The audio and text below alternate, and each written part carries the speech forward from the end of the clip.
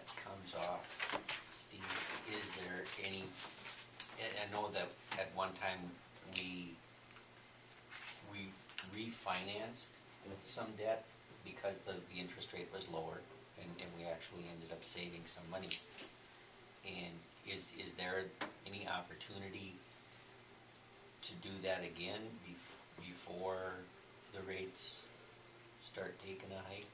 Mike looks at that every year to see if it makes sense. We had one actually that Paul Donna alerted us to last year, but when Mike looked at it and ran the analysis, he said you're not going to save that much, and it would have extended the life of the bond. So that one ended up not making sense in the long run. But yeah, that's reviewed every year. Okay. And the new ones, they don't want you to do that for No. how many? No. years? Quite a while. I know that there's a call period, Yeah, we have to usually get through that. 7, 8 years or whatever. Once we get through the call period, then they start looking at options and whether they make sense or not. Yeah, okay.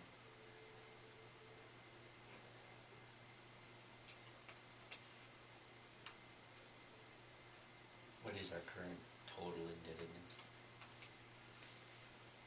What is our I don't know at the top of my head. threshold? Are we max out, Kathy, basically?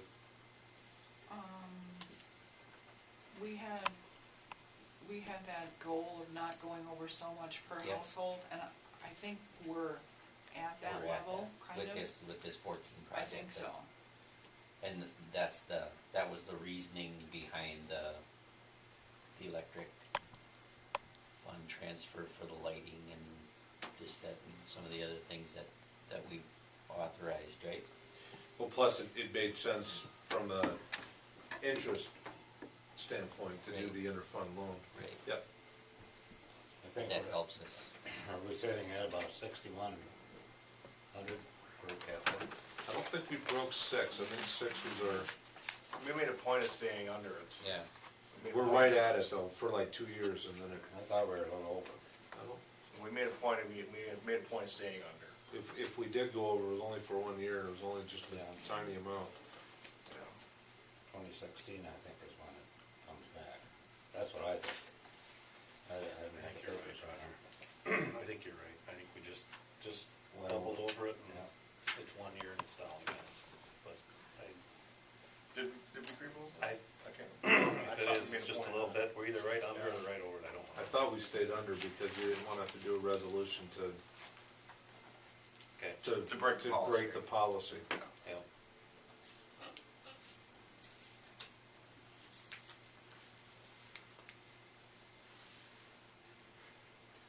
Are there any other questions, or are we gonna wait till the next meeting to set the levy?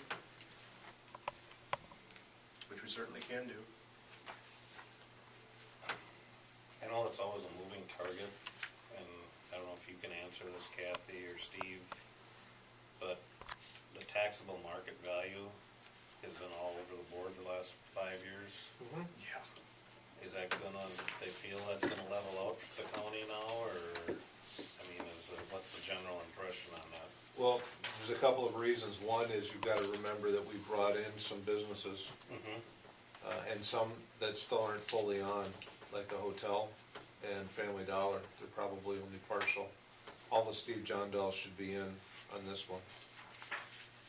Then on top of it is just the change in property values. And county is notoriously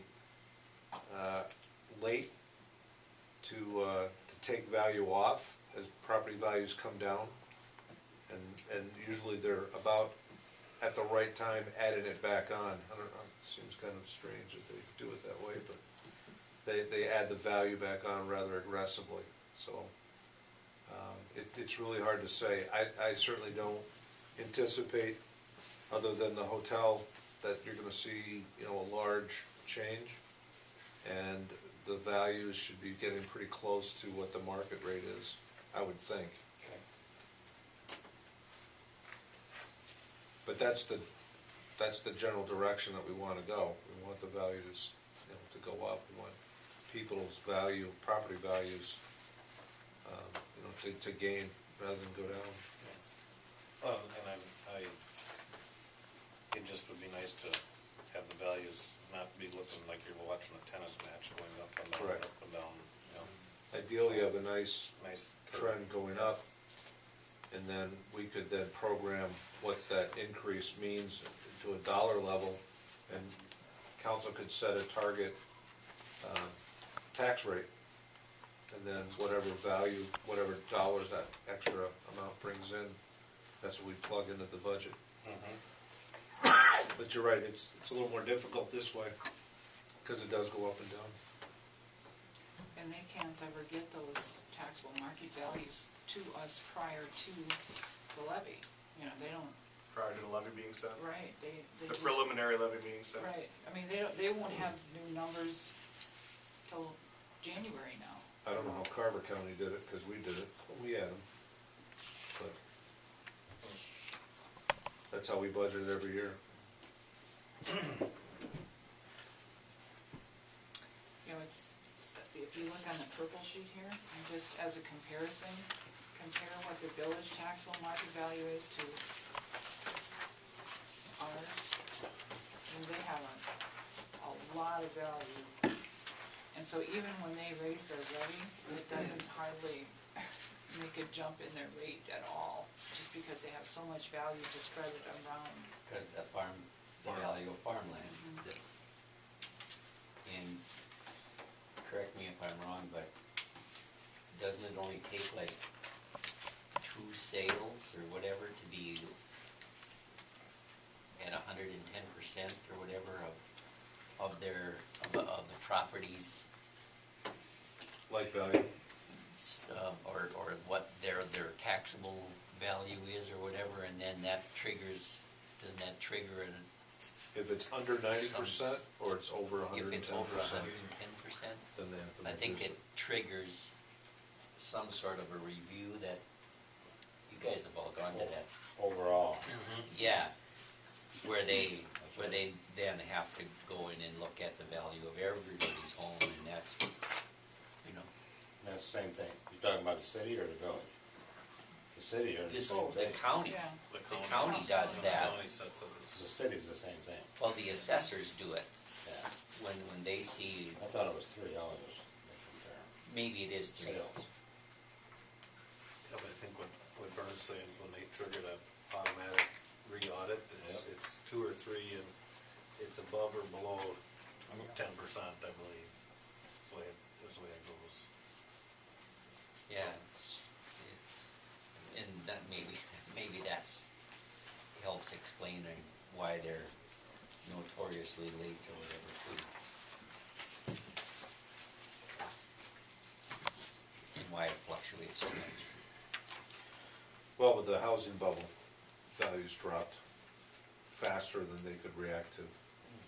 And then, now that the markets are coming back, same thing. It's just hard to keep track of it for all of the properties.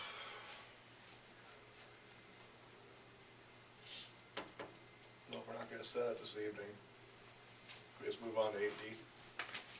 Okay, Any direction to staff from council, or?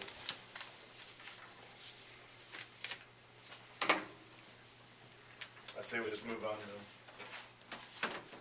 to 8D. Consideration of approving amendment number 4 to grant agreement 3, lots of zeros, 427, with the Minnesota Department of Natural Resources and the city for the federal levee improvement project. The amendment extends the end date to draw grant funds to June 30th, 2015, and adds new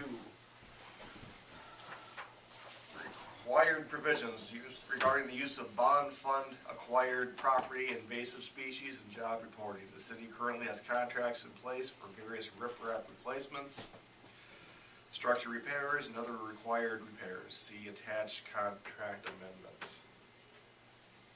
Just need this so that we can have longer to draw the funds.